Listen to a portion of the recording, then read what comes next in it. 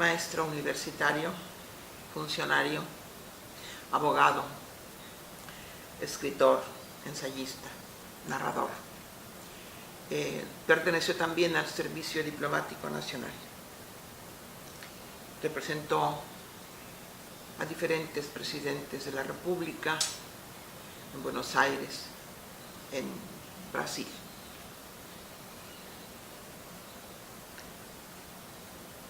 Julio Torri es recordado especialmente por dos etapas de su vida cultural y por su escritura. Él es autor de una literatura española, la literatura española que publicó Fondo de Cultura Económica en su colección Breviarios, y que fue de gran apoyo para la docencia en la Facultad de Filosofía y Letras.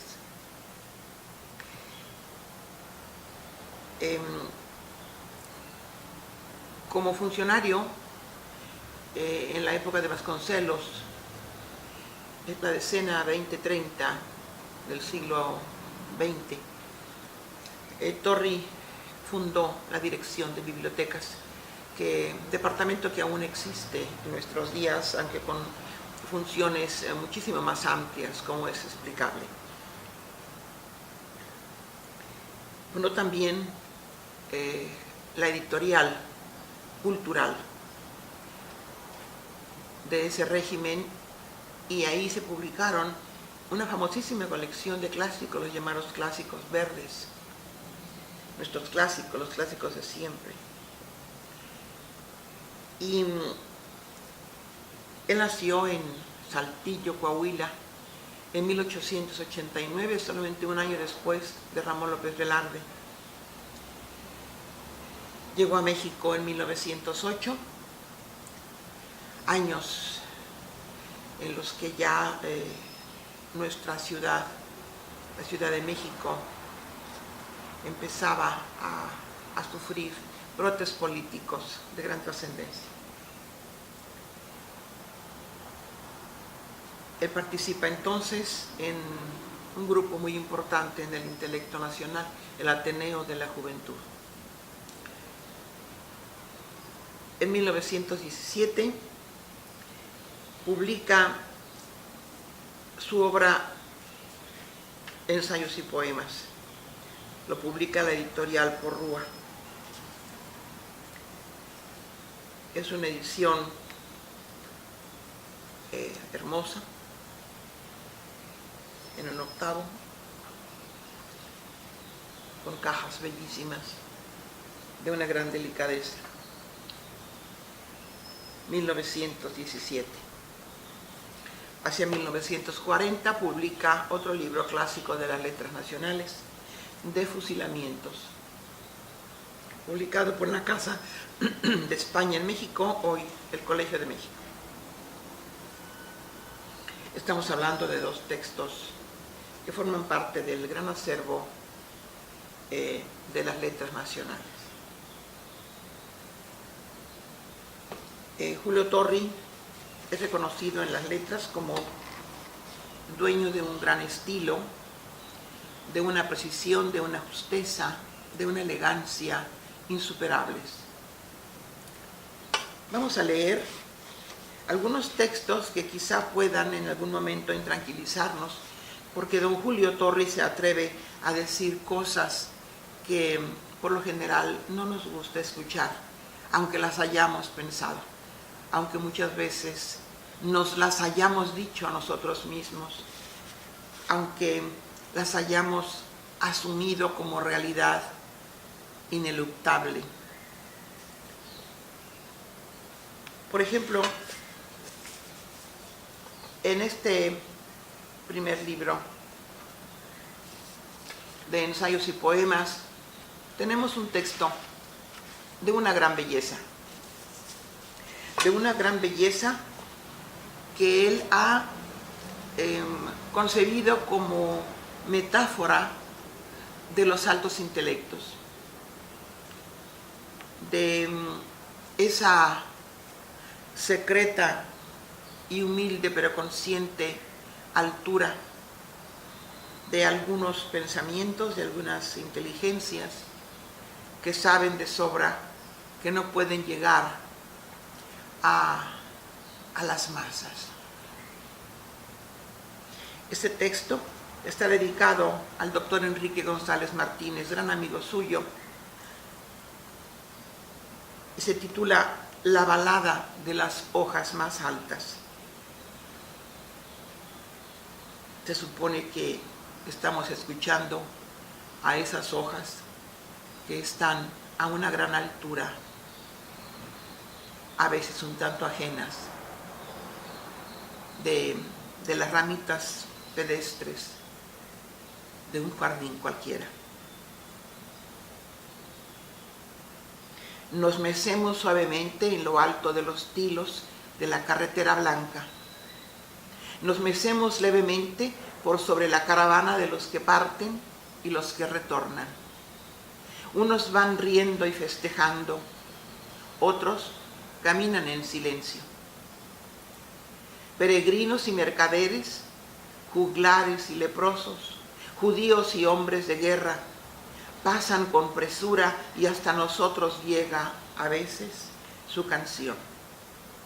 Hablan de sus cuitas de todos los días y sus cuitas podrían acabarse con solo un puñado de doblones o un milagro de Nuestra Señora de Rocamadour. No son bellas sus desventuras.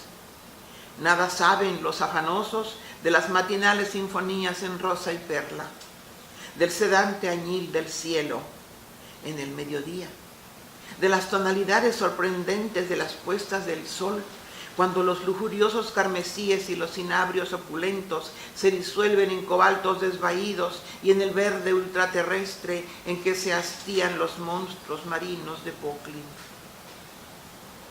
En la región superior, por sobre sus trabajos y anhelos, el viento de la tarde nos mece levemente.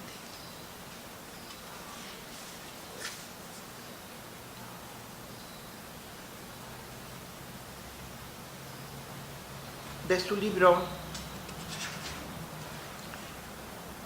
de fusilamientos, 1940, tenemos algunas especie de aforismos, de frases a los que Julio Torri llegó como consecuencia de su vida de hombre de letras, de su vida no demasiado mundana, pero sí de gran sapiencia, de gran sensibilidad y de gran refinamiento.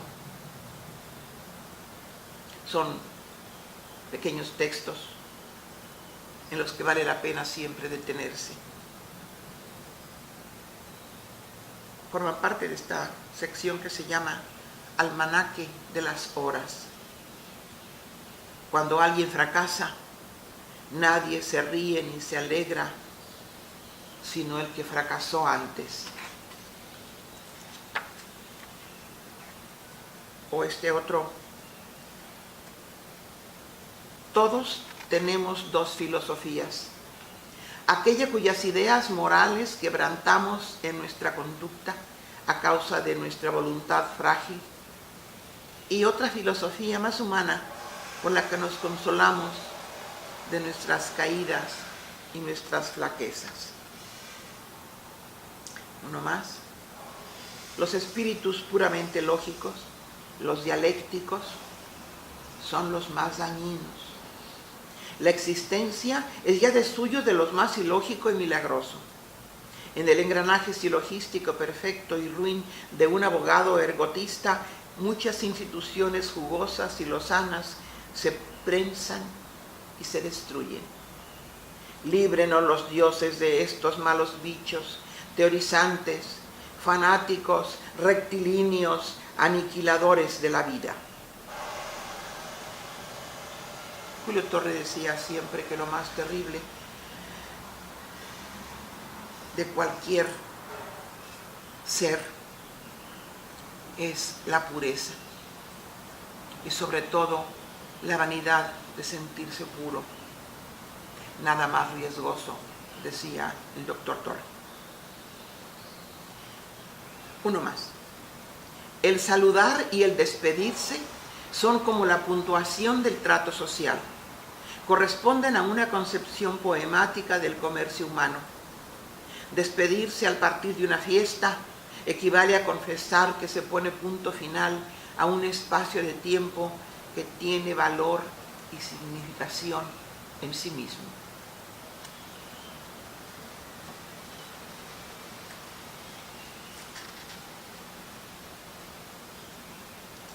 Y este otro que alude a pues ese hábito, que yo ya no sé si decirle mal hábito, más bien es un hábito ya tan recurrente, del que se enorgullecen algunas personas. Dice don Julio: los informales desperdician como cosa propia el tiempo precioso de las gentes puntuales. Permítame que lo repita. Los informales desperdician como cosa propia el tiempo precioso de las gentes puntuales.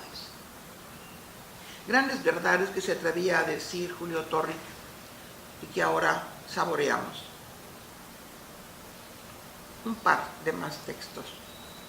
Un amigo me confesó: mi vocación literaria es tan corta que tengo que prescindir de matrimonio, de ambiciones, etc., pues cualesquier preocupación de este orden la dominaría y anonadaría.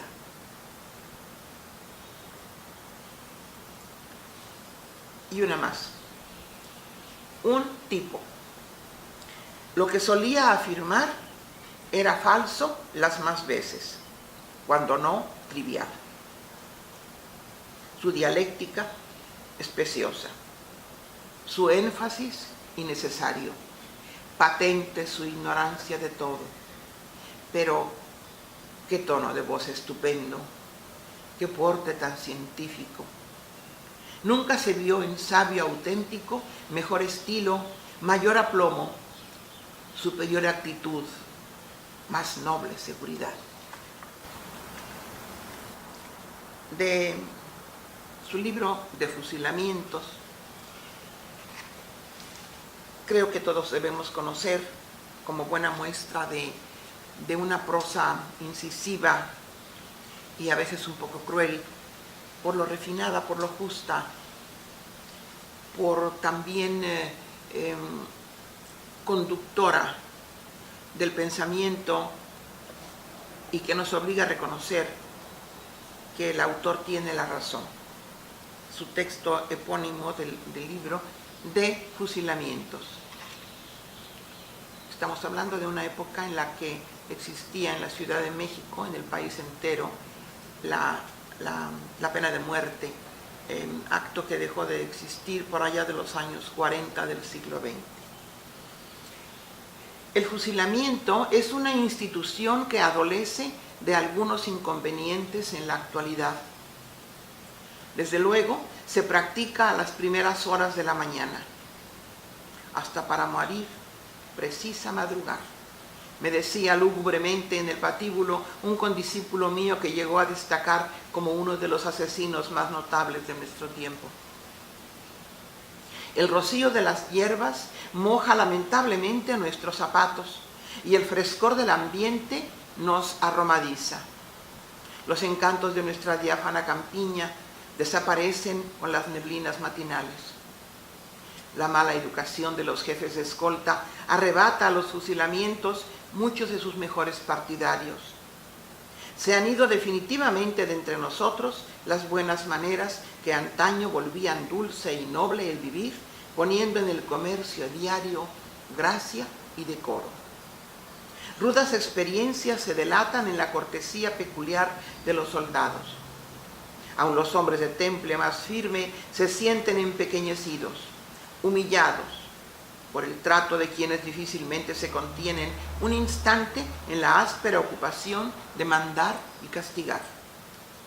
Los soldados rasos presentan a veces deplorable aspecto, los vestidos viejos, crecidas las barbas, los zapatones cubiertos de polvo y el mayor desaseo en sus personas.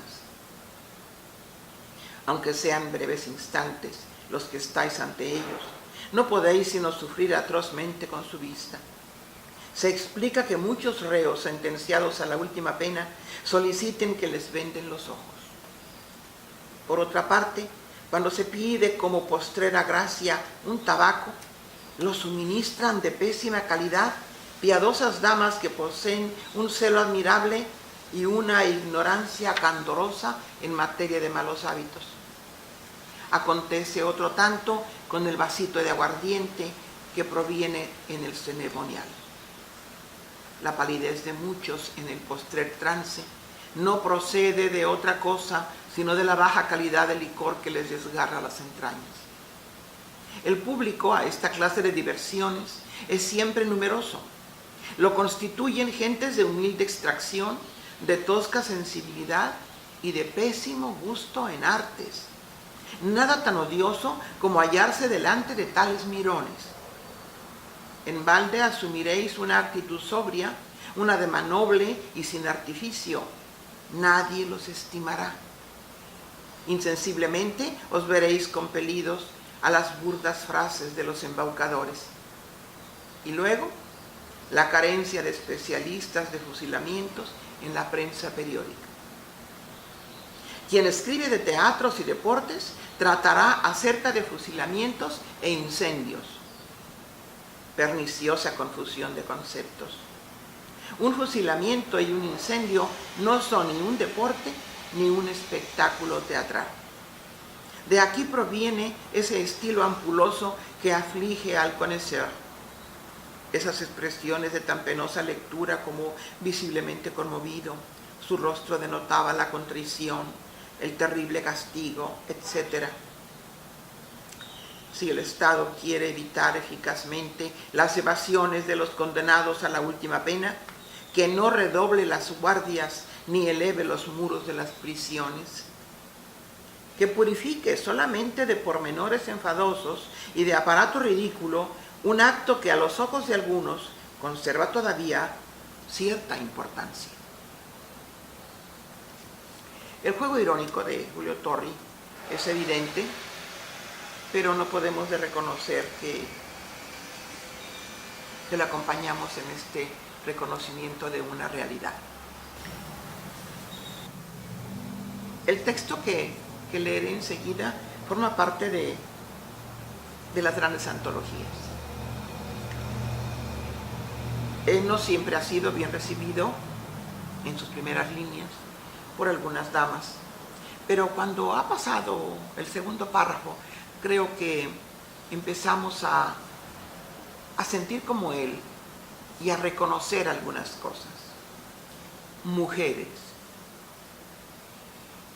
Siempre me descubro reverente al paso de las mujeres elefantas, maternales, castísimas, perfectas. Sé del sortilegio de las mujeres reptiles, los labios fríos, los ojos arcos, que nos miran sin curiosidad ni comprensión desde otra especie zoológica. Convulso, no recuerdo si de espanto o atracción, he conocido un raro ejemplar de mujeres tarántulas. Por misteriosa adivinación de su verdadera naturaleza, vestía siempre de terciopelo negro. Tenía las pestañas largas y pesadas, y sus ojillos de bestezuela cándida me miraban con simpatía casi humana. Las mujeres asnas son la perdición de los hombres superiores, y los cenobitas secretamente piden que el diablo no revista tan terrible apariencia en la hora mortecina de las tentaciones. Y tú, a quien las acompasadas dichas del matrimonio han metamorfoseado en lúcia vaca que rumia deberes y faenas, y que miras con tus grandes ojos el amanerado paisaje donde pases. Cesa de mugir amenazadora al incauto que se acerca a tu vida, no como el tábano de la fábula antigua, sino llevado por veleidades de naturalista curioso. Julio Torre.